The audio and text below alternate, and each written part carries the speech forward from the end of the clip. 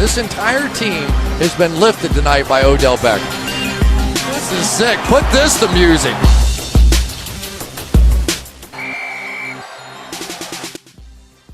Welcome in Rad League, episode 2, the Rad League podcast, joined by Rocco, manager of GSOC, greatest show on paper. Yes, sir. Today we're going over our post week 2 power rankings. So there's 2 weeks in the books. Rocco is undefeated. Had to have him on here. Seems like the best time. Oh yeah. Before we get into our own individual rankings, I'm just going to read off the current standings quickly. I'll put them on the screen too. We got the Jabronis, number 1 at 2-0. Greatest show on paper, 2-0. Bench warmers, 1-1. Eat My Grit, 1-1. Vacuum cleaners, 1-1. Big Dookies, 1-1.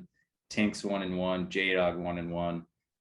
And you got FIO and ALL at 0-2, sitting at 9 and 10 in the standings. Okay. I am in last place. It's right where you want to be. I'm always in last place. I'm always in last place to start the year. All right. How about you start off though and give me your number 1 ranked team? I think it's pretty obvious around the league. I got to put the Jabronis at number 1. Me as well. You know, just it's a well-oiled machine over there. You know, as soon as I heard the trade when he traded back into the first round, I'm like, oh my God, this guy gave up a ton. But you know what? He still made it work. He's got he's got a top-heavy team, but he's got a lot of depth too. And yeah, you know, there's a reason why, with the exception of last year, he's been one of the better managers in this league. Yeah, I mean, he's got all the firepower and he's 2-0 with the most points in the league. So he cannot be putting Jake number 1. No. So now we go down to number 2 and where do you stand there? I know you are currently 2-0 in second place in the league, but do you have yourself at 2? I do right now, and I know it's a little controversial. People are not gonna like it, especially after how last week went. And you know what, I'll admit, we didn't have the greatest week last week, but you know, this is the time to get those rough weeks out of the way. And it's like I said, at the end of the day, they don't ask just how many. At the end of the day, I'm the only other 2-0 team. There's a lot of good teams in this league, but the record shows for itself. I can't not put myself at number 2. Yeah. Now my number 2, this might come at a bit of a surprise. It's not myself. It's EMG. I got Eat My Grit sitting at number 2 in the power rankings. When I look over their roster, immediately you look at the 3 running backs, Monty, Barkley, Zeke. Mm-hmm. Say what you want about each of those running backs, whatever different cruck factors they got. That's still 3 possible RB1s any week. They've got receivers on good teams that get targeted, and more importantly, targeted in the end zone. Mm-hmm. And even when you go down to their flex, they have one of the fullest teams in the league, I thought, when I was going through everyone's rosters. And I would be putting them at number 2. When you mentioned Saquon and Zeke, when those guys FIO, that's going to be a really dangerous team. It's going to be a really dangerous team. Mm-hmm. So who do you have at number 3? Yeah. So we're going to stick with EMG. I have them at number 3 in my power rankings. Wow. I didn't expect you to be this high in them either. You know what? The lowest I could have them is 4th. Yeah. I was flip-flopping with a couple options, but again, it's like, I look at this roster with the running backs, like it's a really, really good team. The fact that he waited right to the end to take a quarterback and still ended up with a guy who I think is going to be great in Jalen Hurts. Yeah. Like, and even I look at the rest of the roster, like it's very well built for what this league is all about, and that's touchdowns. This is a touchdown machine. Mike Evans, like, my only concern with EMG is that with some of these guys, the floor is really low. Fair. But these guys find the end zone, man. Thielen, Mike Evans, all these guys do is score touchdowns. And like I said, once Zeke and Saquon figure it out, that's a dangerous team. And Yeah, he's got for Tony sure. Pollard too, in case Zeke gets further crux. It's a really good squad. I'm actually very high on EMG this year. Yeah, me too. For me at number 3, I've got the bench warmers. I've got Dame. This year, I was doubting Dame's squad at the beginning of this year, but I have to admit now, Dame knows. I went Mhm. back and I look at his draft, Yeah, but I look at Cooper Cup with his roster and his wide receiver 2, and then I look at where he drafted him and think mid-second round. That is extremely high, but he's performing where he got drafted. hmm Got the 2 workhorse running backs. He's got 2 good tight ends. Got another strong running back in flex, Miles Sanders. Well, maybe strong. We'll see. yeah. We'll see. Yeah. Yeah. But fucking, you can't deny, as much as Jordan's team might be built for touchdown, Dave's whole brand is touchdowns. And Oh yeah. part of me, yeah, Oh. 2 back-to-back Rat Bowls appearances. I just have to respect Dame. He's The tough. guy, yeah, he deserves his respect, and that's why I got him at number 4. I almost put him at 3. Just like my only concern with his roster is that while he's got a lot of really good guys, there's just some guys that he has where their floor is so low Yeah. that he if they all hit that floor, it could be a really bad week. Cooper Cups look great. I'm not gonna lie, I hated the pick Yeah. when he made it because it was the exact reason why Jason traded up for Keenan Allen. I was shocked that Cooper Cup went that high. But again, I've been saying it throughout. Dame knows. Dame knows. Even like you look in, a lot of guys don't look at the 15th round, but Dame gets a guy like Gronk, who everyone completely overlooks, and he has been unbelievable this year. Like it's just one of those things where there has not been a ton of respect on Dame in this league, and again, it's like you said, the back-to-back Rad Bowls, what he's done with the team this year, like it's weird because it's not a sexy roster. No. Some of the Sanders, they are not sexy names, but they get the job done. Like Dame, that's all I have to say. Dame knows. He's built a nice team. Dame does know. Yeah. Transitioning to my number 4, this might be a bit of a shock to some people, but I've got the Tinker Soldiers. I've got the Tinks after if Aaron Jones didn't pop off for 4 touchdowns, they might have been the lowest point total in the entire league after these first 2 weeks. But like I said, when I was making my power rankings, I wasn't just looking at the first 2 weeks performance. I'm looking at what rosters jump out to me, and the Tinks jump out to me. They got a lot of guys where you look at them and you go, well, fuck. I mean, yeah, they could pop off. They could pop off against me. Like, oh yeah. So they might have some question marks, RB2, maybe receivers that you don't know who's going to hit, who's going to miss, but yeah, their guys hit and they hit big. So really I have to put them as a top 14 for me. I respect it. And it's like I said, it's tough to rank these teams when you got 6 teams that are 1-1. Like it's hard to rank them all. But my number 5 team, I actually have the Vacuum Cleaners. Okay. I think that's going to be a surprise to some people, but I have the Vacuum Cleaners at 5 as well. So you know what? that seems about where they're always rated, right around the middle. Right in the middle. And you know what?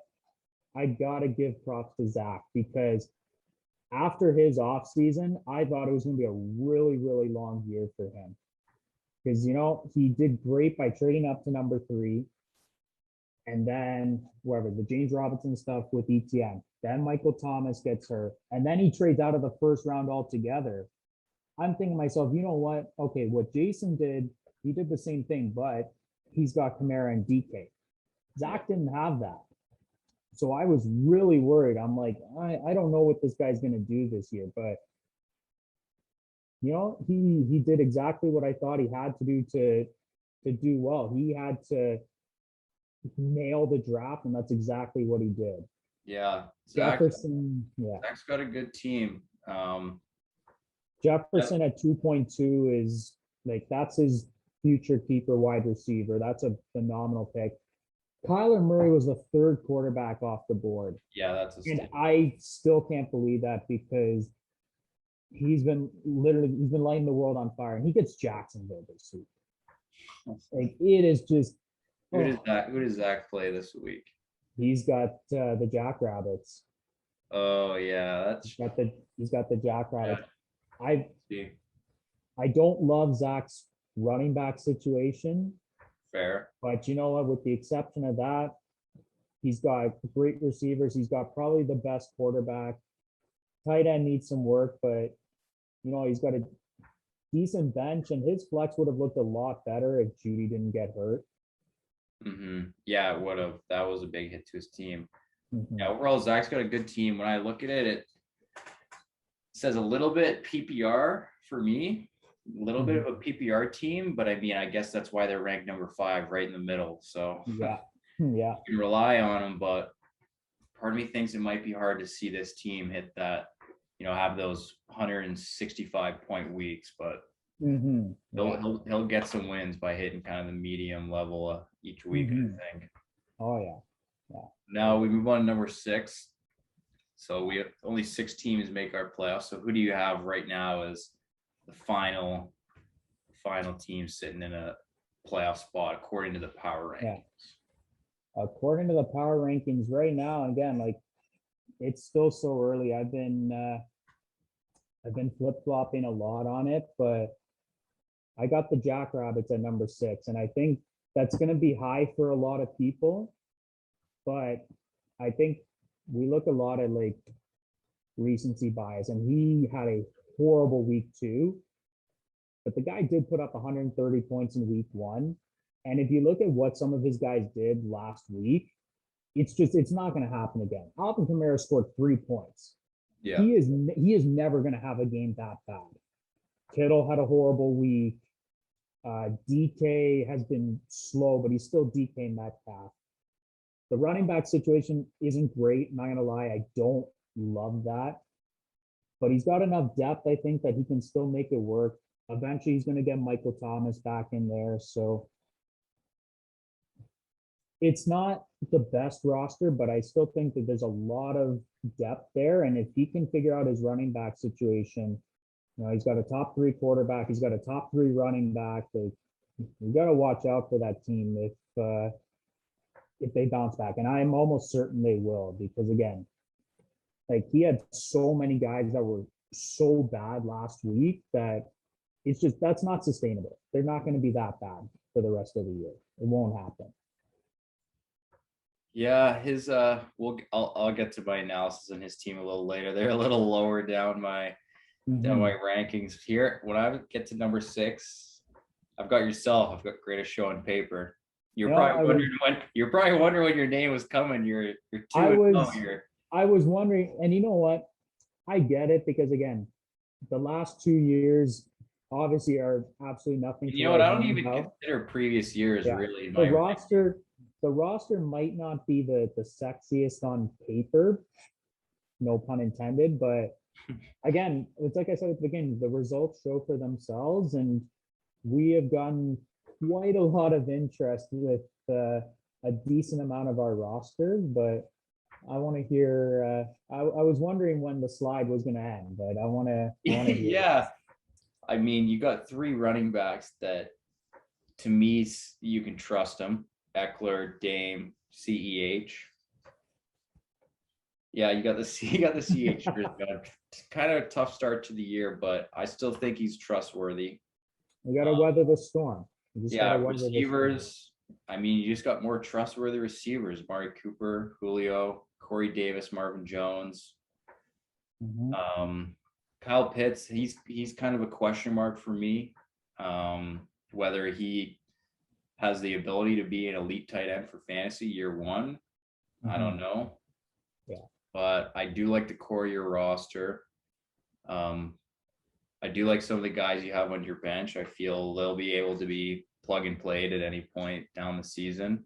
The only thing that doesn't stand out to me is to put as much as you are 2-0, one of the teams tied for first place. I just couldn't put any higher because I don't see any of those big game breakers on this roster, if you know what I mean. Like we just saw Aaron Jones go off last night.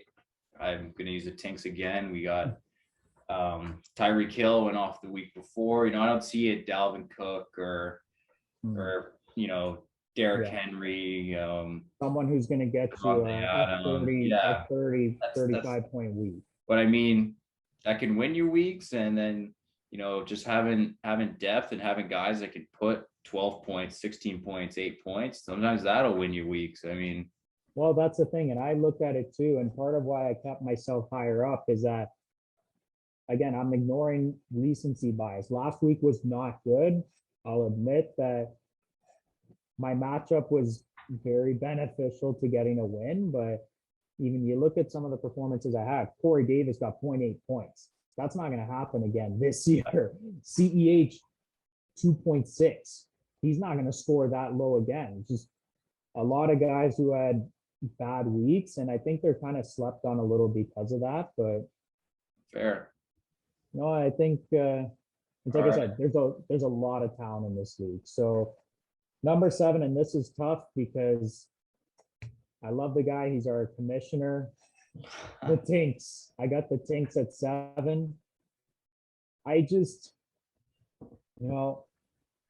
it's not a bad roster. Your RB2 is either Javonte Williams or Josh Jacobs. And right now, I just don't see that as a winning formula. The receiver depth, I think, is really good. Tyreek's obviously top 2 easily, right up there with Devontae. I love Darren Waller. And he's got a lot of young guys who you talked about with my team, like guys who could win you a week. Like Jamar Chase is a guy who could pop up. Devontae Smith, same thing. The bench looks a little weak, but even with that, if Dalvin Cook goes down, he's got at worst, I think, an RB2 in Madison. If Ayuk remembers how to play football, that's a nice guy to throw into his lineup.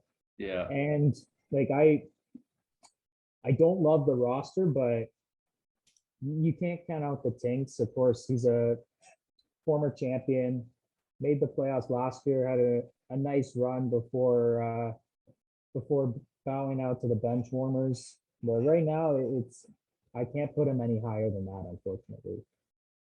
Right. I mean, that's fair. Where I have him ranked, I kind of have him as though, he's having more hits than misses and kind of all these young wide receivers. But to me, just that upside might be a little bit more important than, the possibility that more of them don't hit and he does struggle this year. But I think the Tinks will be all right. They got some players on their team. Yeah. We get to number 7. I have to do it. I've got ALL number 7. I don't care that I'm 2-0.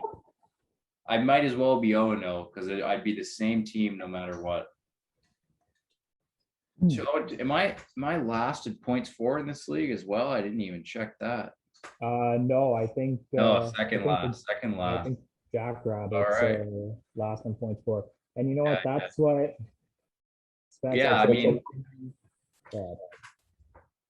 I mean, my team might be 0-2.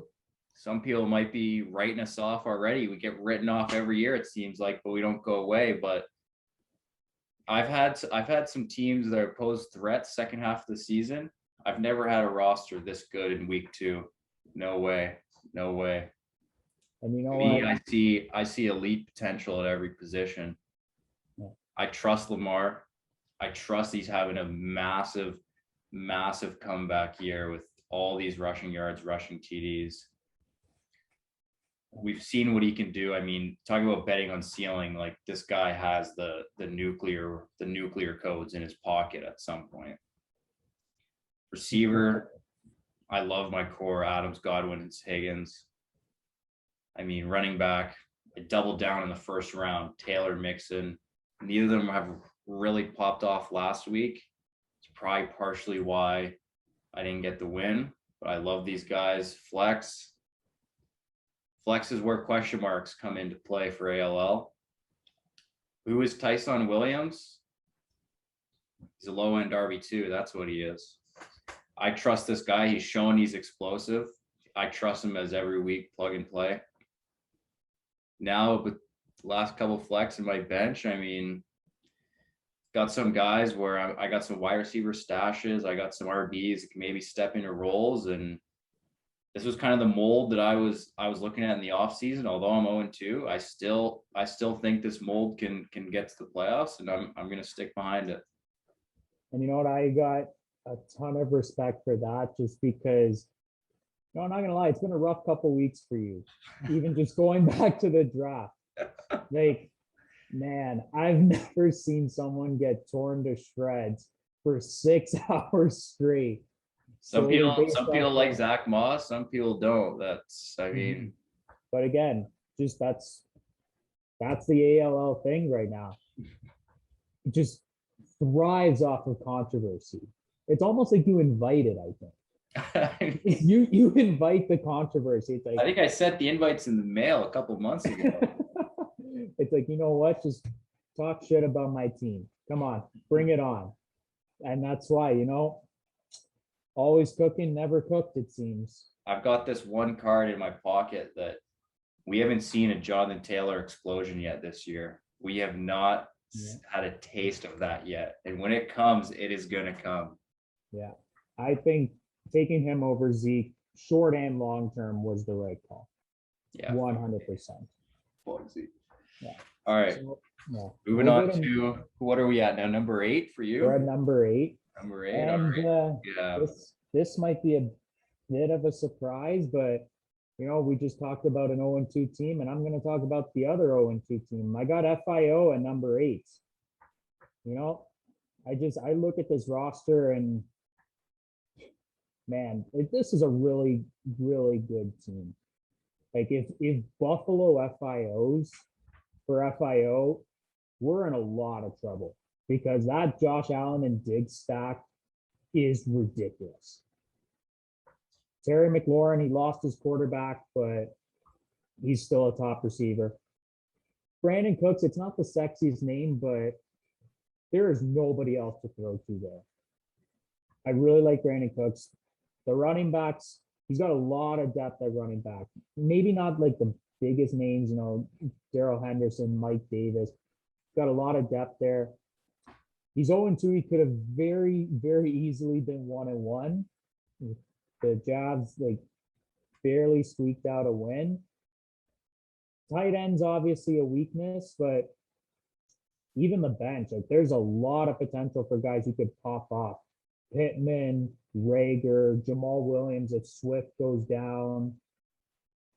He's 0-2, but I just look at it as, I don't love those boys. I don't love those. You know what? Pittman, I like a lot. Without Carson Wentz, maybe not as much, but it's just a thing where, I don't think you can ever count FIO out, even just because I look at this roster and I don't think this is an 0-2 team. I don't think this is a bottom feeding team. Mm-hmm. The start is going to be tough to recover from, but hey, stranger things happen. Some teams start 4-0 and miss the playoffs. Yeah. So it's still really early to tell, but I like his roster enough that even though he's 0-2, I got to put him at 8. And you know what? I've got FIO at 8 as well. I've got him one spot behind myself. The 2-0-2 teams. I've got the 2-0-2 teams at 7 and 8. I mean, I'll keep it short. The Buffalo stack's intimidating. He's got a lot of running backs that, they're running backs in this league. And to me, that's good enough to scrape wins and put points on the board. And I mean, Dalvin Cook, that's another guy. We haven't really seen his explosion yet this year. I mean, he's been solid first couple of weeks, but yeah, that guy will win weeks as well. And easily. All these running backs, this is a team to look out for sure. Moving on to number 9. Who are you looking at? Number 9, I got the Dukies.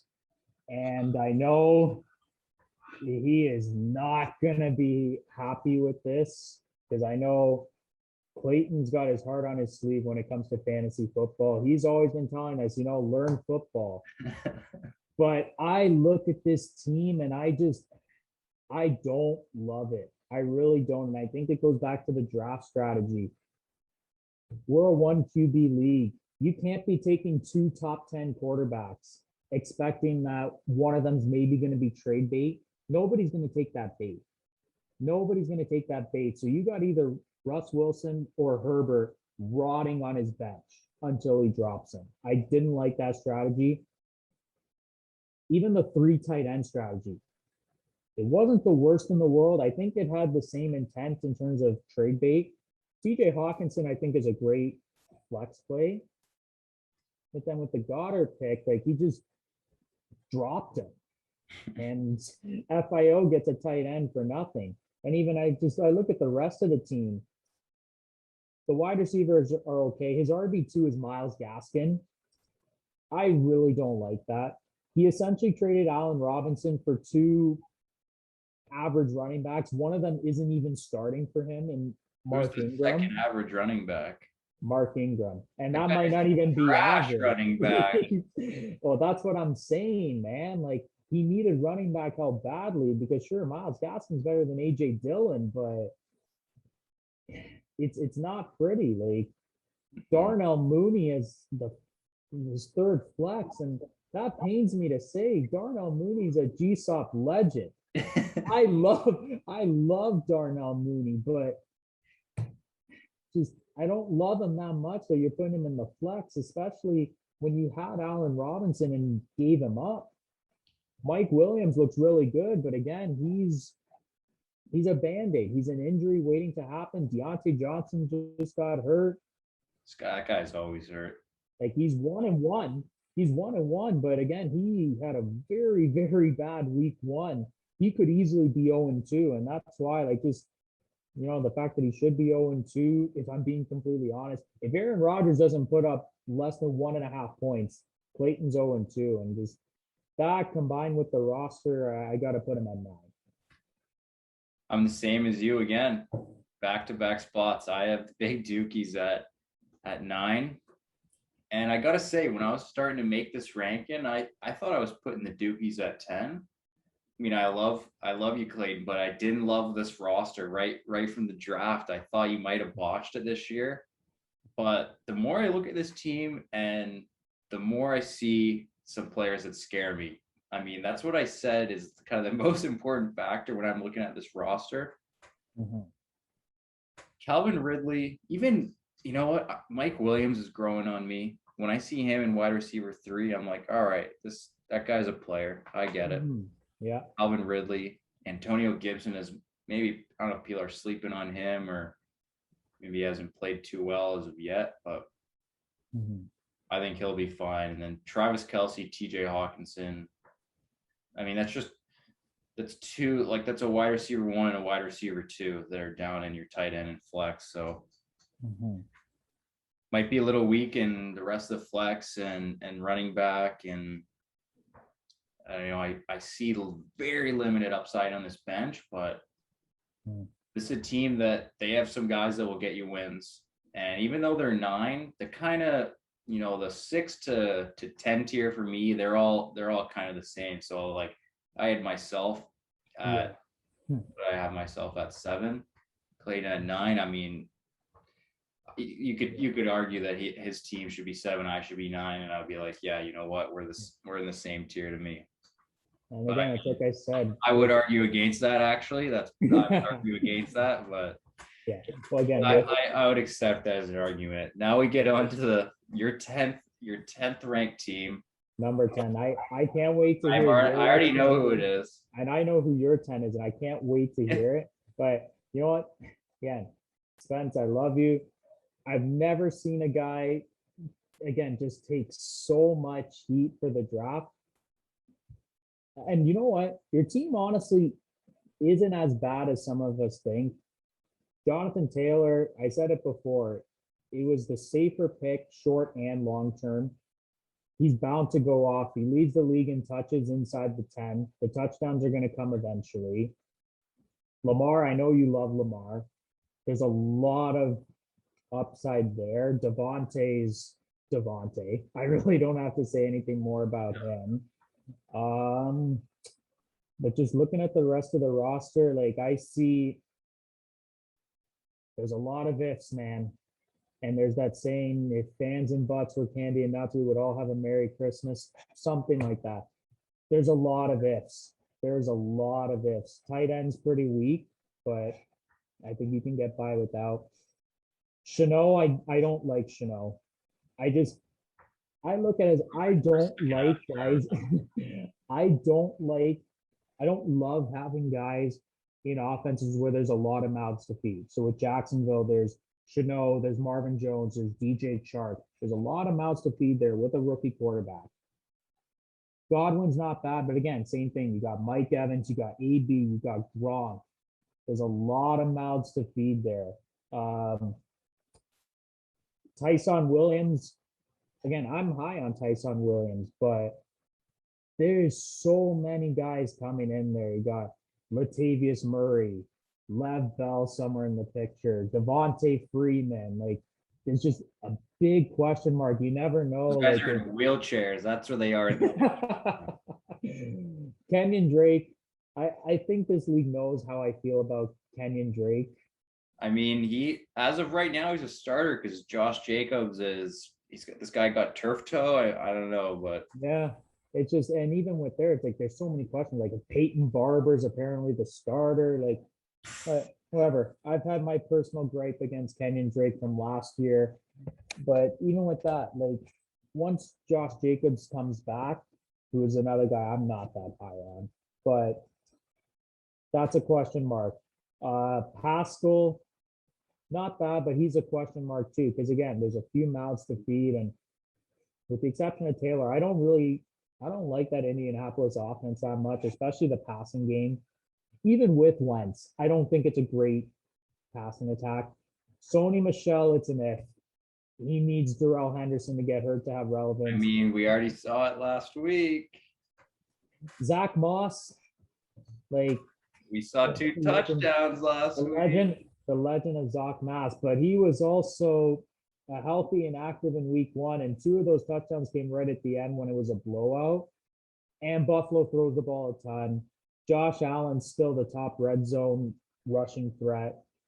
A lot of it's there. It's going to change this year. Yeah. Bateman's a big question mark too, because again, there's some mouths to feed there. Baltimore loves to run the ball.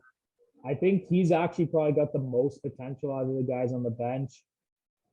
Gallup, I'm not gonna lie, kind of made me anxious as an Amari Cooper owner, but Gallup looked decent before he went down in week 1. He did. He's got 1 more week on the IR, and then you never know. He might be bike. He might be bike. So you know what? Like there's a few really good pieces on this team, but I just think, you know, with the 0-2 start and with all the question marks, it's somebody has to be 10.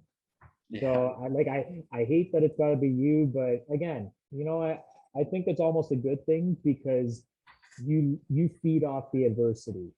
So if I'm here telling you, you know what, ALL, you're number 10 on my power rankings, I think you invite it. You're all for it. Okay, now this is what I've been waiting for. As soon as he said Dukey's at number 9, I want to hear why the Jackrabbits are 10. I've got the Jackrabbits at number 10. I mean, again, I'm going to mention that this kind of bottom 4 or 5 team tier for me, very similar. So, you know, like I had FIO at 8, Jackrabbits at 10. They're kind of the same squad for me, but like you said, someone has to be at 10. So when I look at the Jackrabbits, I feel like a big selling point for them is Pat Mahomes. And when I see Pat Mahomes, I go, okay, 3 other teams in the league got that similar kind of output for fantasy. I mean, whatever Mahomes can do in 1 game, Allen can do, Kyler could do, Lamar could do, Dak could do. I mean, it's hard to separate yourself at QB. Although, I mean, if you're going to try to, it is hard to blame someone with going Mahomes. Mhm. Receivers, DK. He's obviously a game breaker, top guy. And then I see Keenan Allen, who he is good, but I think a lot of other teams have a Keenan Allen. I mean, when I look at my own team, I see Chris Godwin, Keenan Allen. There's You not. think they're the same Those are guy. both real good PPR wide receivers in our league. We're not PPR, so they're both Mhm. still high end wide receivers. They're both on great offenses, good quarterbacks, but Yeah. again, I don't see Allen having that next gear to separate himself into that elite tier of game breakers. Okay. And then Kamara, RB1.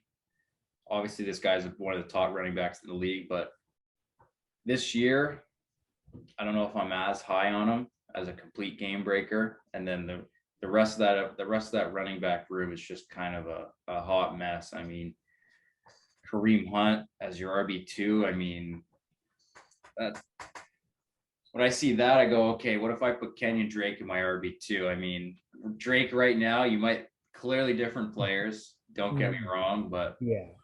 with Jacobs out of the lineup, Drake in, and when Hunt's playing and Chubb's still in there, Mhm. I mean, doesn't have too much upside for me. And then the rest of his bench RPs just they don't seem that good at football. And then the flex, no one stands out as impressive to me. George Kittle, considered an elite tight end, to me, he is the very low end of an elite tight end. So when I look at this team, I see two names that scare me. I see DK and I see Kamara, and I'll add Mahomes to that as well. Other than that, Yeah. Nothing I don't else. know. I don't hate this team, but Mhm. I really don't love it. I really don't love it. I like Rondale Moore a lot. I will not shy away from that. I really like Rondale Moore. I think he's the clear cut two in Arizona right now. But yeah, it's like I said when I ranked him, that running back room is that's scary. I'm not gonna lie, Be that's scared to be the scary. owner of that room. Well, that's why I had my strategy and I went RB at the start, just because receivers, it almost feels like they grow on trees in this league. There are so many good receivers. It's such a deep position. Running back, it is such a steep drop off. Once you get outside of that second tier and even like past the third tier, it is such a steep drop off. Yeah. It's almost a position, but again, the toughest thing with football compared to any other sport is that it's like you are one injury away from the whole outlook of your team completely changing. Yeah. Like, okay, for Jay, if Nick Chubb goes down, he's got a high end RB2 in Hunt. But for the time being, obviously that's not the case. And it's tough. Like I don't hate the team, but again, it's hard. You got so many guys. It's like you said, they're all kind of in that same tier right now. So I think the team's going to be a lot better once Michael Thomas gets back out there. But even with that, we don't really know because I don't think that guy's we playing all saw year. we saw him electric with Drew Brees. Now Drew's gone, and he was still decent last year in the 4 games that he played without him, but again, now like, there's the injury concerns, there's the contract concerns that he's not happy with the organization. If you have the flexibility to stash him for a few weeks, that could be a really big addition. But until that running back situation gets fixed, I don't know too much. I really don't know. Fair. All right. Well, that wraps up our top 10 power rankings for the Rad League so far after week 2. I'm sure they'll be completely different after this week. I mean, For sure.